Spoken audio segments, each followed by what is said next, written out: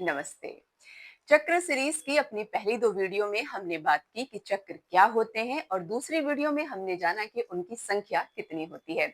आज हम बात करेंगे कि चक्रों की शेप कैसी होती है और उन्हें कहाँ पर सहेजा गया है। यत्र ब्रह्मांड तत्र पिंडे, मतलब जो इस यूनिवर्स में है वो सब कुछ इस शरीर में भी है। मेरे आपके जो भी ह्यूमन बीइंग दुनिया में है उसमें पूरे यूनिवर्स की शक्ति समाई है। तो जो चक्र है वो वर्ड है चक्र, मतलब गोल, सर्किल। लेकिन हमारे चक्रा की जो शेप है वो गोल नहीं होती, वो ट्रायंगुलर शेप है। और भरणी नक्षत्र जो हमारे पंचांग का दूसरा नक्षत्र है उसकी शेप को भी ट्रायंगुलर शेप में माना जाता है। मतलब तारों का एक समूह है जो ट्रायंगुलर शेप में कंसीडर किया जाता है।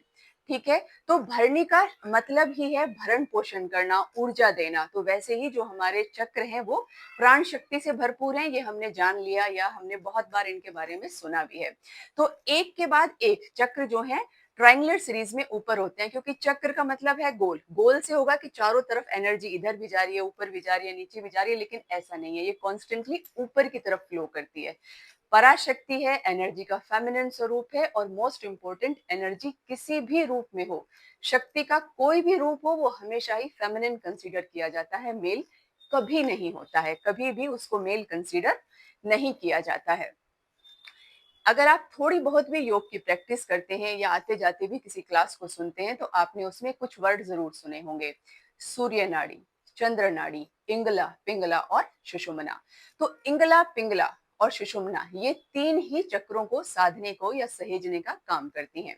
इंगला पिंगला एक कोयल शेप में ऊपर की तरफ जाती है। कोयल शेप मतलब जैसे हमारे डीएनए की परत होती है, परत दर परत खुलती है, तो वैसे ही इंगला पिंगला जब ऊपर की तरफ फ्लो करती हैं, ऐसे ऊपर की तरफ, तो उनके बीच में जहां वो एक दूसरे को क्रॉस करती हैं वहीं पे एक एनर्जी सेंटर या चक्र सहेजा गया है।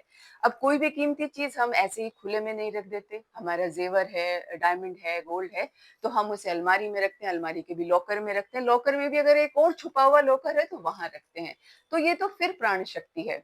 तो इसे हमारी रीढ़ की हड्डी में परत दर परत एक सुषुम्ना नाड़ी को हम कंसीडर करते हैं, और उसकी अंदर की छुपी परतों में हम इस जीवन शक्ति को सहेज कर रखते हैं और वाइब्रेशन के थ्रू उसे जगाने का काम करते हैं। आई होप कि मैंने आपको अपनी बात को अच्छे ढंग से आसान भाषा में ये बात समझाई कि चक्र हमारे जीवन में कितने कीमती हैं, उनकी शेप क्या है और उन्हें कहाँ पर सहेजा गया है।